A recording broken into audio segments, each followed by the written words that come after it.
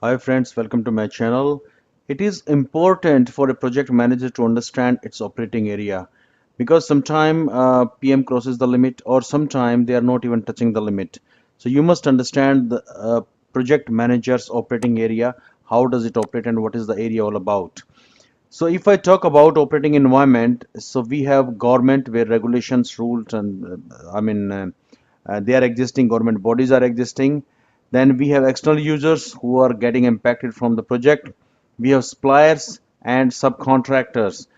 These are outside of your operating area, but yes, this you have to manage for the proper communication if required. And inside this you have organization. This is within the organization. These are outside of the organization. Your senior management, organization goal or strategy, senior management, your project sponsor, your immediate boss, your project staff, project colleagues, manager controlling internal resources or internal users. So this is within the organization, project manager is operating, and this is outside the organization where you have government, external users, supplier or subcontractors.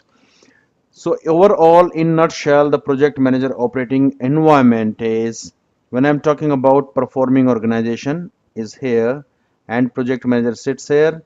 Then client and sponsors are interacting and project teams are interacting and they have stakeholder, it could be external stakeholders or like I was talking about in a previous one like government bodies or maybe the people getting impacted from the project or maybe your supplier or subcontract or XYZ.